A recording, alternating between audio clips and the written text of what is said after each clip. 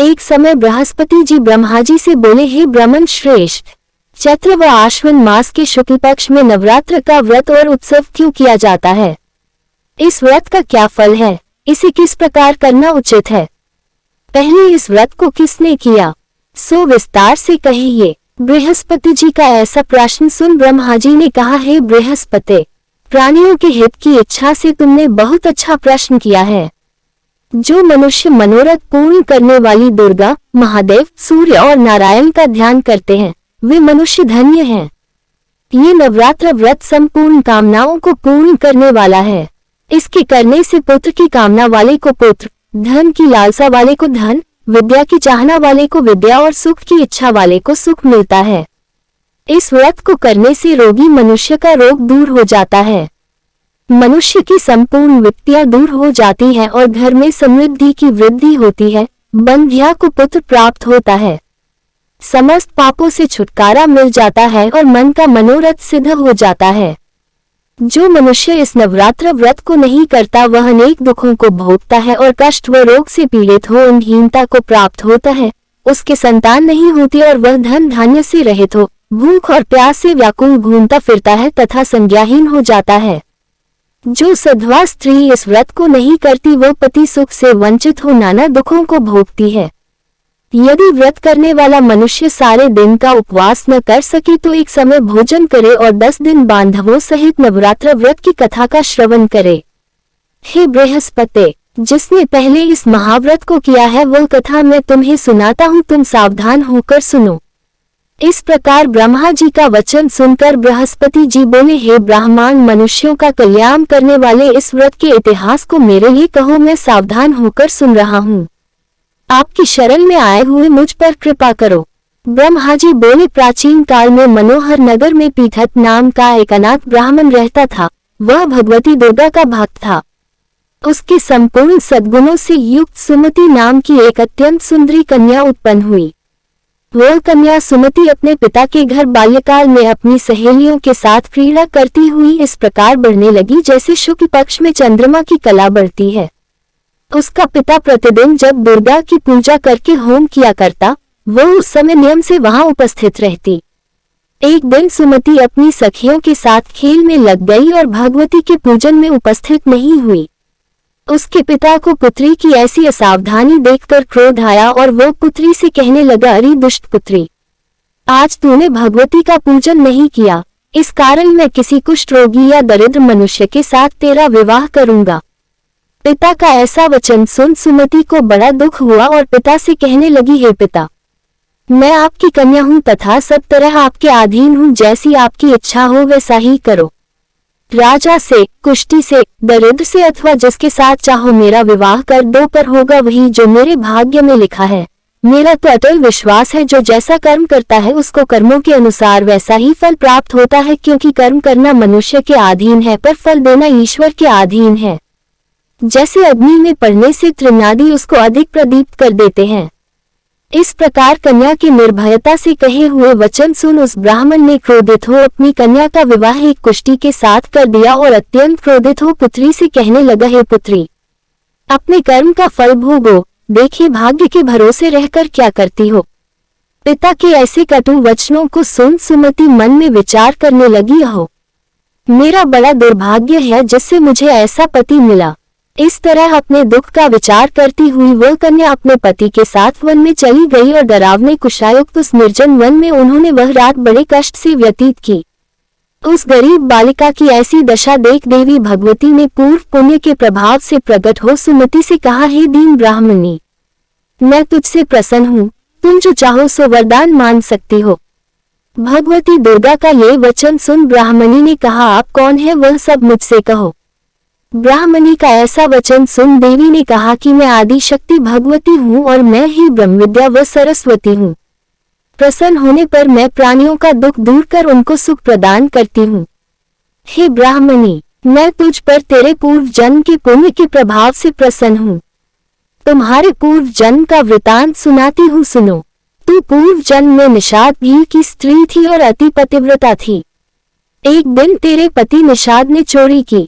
चोरी करने के कारण तुम दोनों को सिपाहियों ने पकड़ लिया और ले जाकर जेलखाने में कैद कर दिया।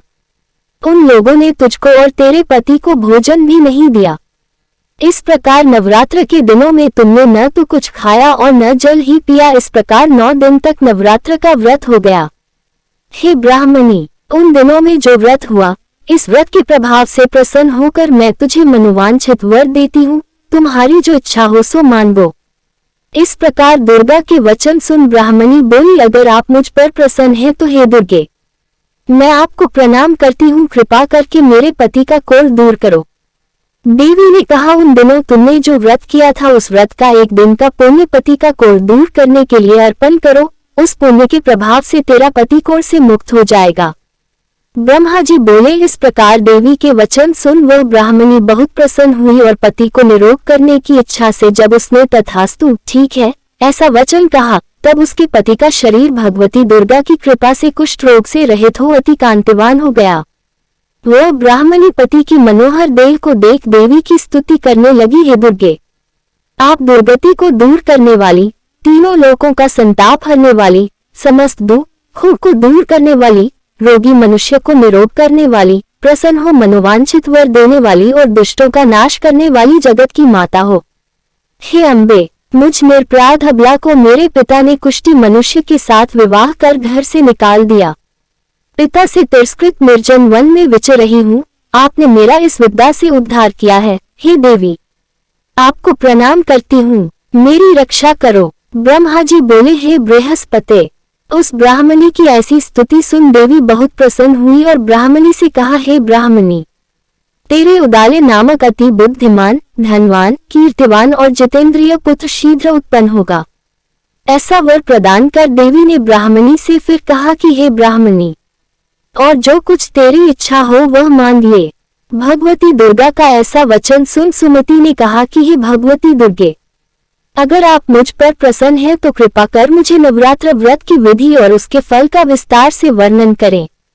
महात्म्य। इस प्रकार ब्राह्मणी के वचन सुन दुर्गा ने कहा, हे ब्राह्मणी, मैं तुम्हें संपूर्ण पापों को दूर करने वाले नवरात्र व्रत की विधि बतलाती हूँ, जिसको सुनने से मोक्ष की प्राप्ति होती है। आश्विन मास के शुक्ल पक्ष की प्रतिपदा से लेकर 9 दिन तक विधिपूर्वक व्रत करें। यदि दिन भर का व्रत न कर सके तो एक समय भोजन करें। विद्वान ब्राह्मणों से पूछकर घट स्थापन करें और वाटिका बनाकर उसको प्रतिदिन जल से सींचें। महाकाली, महालक्ष्मी और महासरस्वती देवी की मूर्तियां स्थापित कर उनकी नित्य विधि सहित पूजा करें और पुष्पों से विधि पूर्वक अर्घ्य दें। बिजौरा के फल से अर्घ्य देने से रूप की प्राप्ति होती है। जायफल से अर्घ्य देने से कीर्ति, दाख से अर्घ्य देने से कार्य की सिद्धि होती है। आंवले से अर्घ्य देने से सुख की प्राप्ति और केले से अर्घ्य देने से आभूषणों की प्राप्ति होती है। इस प्रकार पुष्पों व फलों से अर्घ्य देकर व्रत समाप्त होने पर 9वें दिन यथा विधि हवन करें। खांड, घी, गेहूं, शहद, जौ, तिल, बेल, नारियल, दाख और कदम आदि से हवन करें। गेहूं से होम करने से लक्ष्मी की प्राप्ति होती है। हीर एवं चंपा के पुष्पों से धन की और बेल पत्तों से तेज व सुख की प्राप्ति होती है। आंवले से कीर्ति की और केले से पुत्र की, कमल से राज सम्मान की और दाखों से संपदा की प्राप्ति होती है। खांड, घी, नारियल, शहद, जौ और तिल तथा फलों से होम करने से मनोवांछित वस्तु की प्राप्ति होती है। व्रत करने वाला मनुष्य इस विधि विधान से होम कर आचार्य को अत्यंत नम्रता के साथ प्रणाम करे और यज्ञ की सिद्धि के लिए उसे दक्षिणा दे। इस प्रकार बताई हुई विधि के अनुसार जो व्यक्ति व्रत करता है उसके सब मनोरथ सिद्ध होते हैं, इसमें तनिक भी संदेह नहीं है। इन 9 दिनों में जो कुछ दान आदि दिया जाता है उसका करोड़ों गुना फल मिलता है। इस नवरात्र व्रत करने से अश्वमेध यज्ञ का फल मिलता है। हे ब्राह्मणी, इस संपूर्ण कामनाओं को पूर्ण करने वाले उत्तम व्रत को तीर्थ, मंदिर अथवा घर में विधि के अनुसार करें।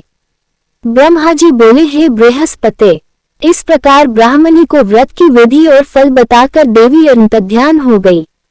जो मनुष्य या स्त्री इस व्रत को भक्तिपूर्वक करता है वह इस लोक में सुख प्राप्त कर अंत में दुर्लभ मोक्ष को प्राप्त होता है। हे बृहस्पते, यह इस दुर्लभ व्रत का महात्म्य है जो मैंने तुम्हें बतलाया है। ये सुन बृहस्पति जी आनंद से प्रफुल्लित हो ब्रह्मा जी से कहने लगे कि हे ब्रह्मन, ने मुझ पर अति कृपा की जो मुझे इस नवरात्र व्रत का महत्व सुनाया। ब्रह्मा जी बोले कि हे बृहस्पति, ये देवी भगवती शक्ति संपूर्ण लोकों का पालन करने वाली है, इस महादेवी के प्रभाव को कौन जान सकता है। बोलो देवी भगवती की जय। व्रत की विधि प्रातः नित्य कर्म से निवृत्त हो, स्नान कर मंदिर में या घर पर ही नवरात्र में दुर्गा जी का ध्यान करके ये कथा करनी चाहिए। कन्याओं के लिए यह व्रत विशेष लाभदायक है। श्री जगदम्बा की कृपा से सब विघ्न दूर हो जाते हैं तथा सुख समृद्धि की प्राप्ति होती है। प्रार्थना। हे परमेश्वरी, मेरे द्वारा रात दिन सहस्त्रों अपराध होते हैं, यह मेरा दास है, समझकर मेरे अपराधों को क्षमा करो। हे परमेश्वरी, मैं आह्वान, विसर्जन और पूजन करना नहीं जानता, मुझे क्षमा करो। हे सुरेश्वरी, मैंने जो मंत्रहीन, क्रियाहीन, भक्तियुक्त पूजन किया है वह स्वीकार करो। हे परमेश्वरी, अज्ञान से, भूल से अथवा बुद्धि भ्रांति से जो न्यूनता अथवा अधिकता हो गई है उसे क्षमा करिए तथा प्रसन्न होइए। जाप मंत्र वही की चामुंडाए विच्चे नमः।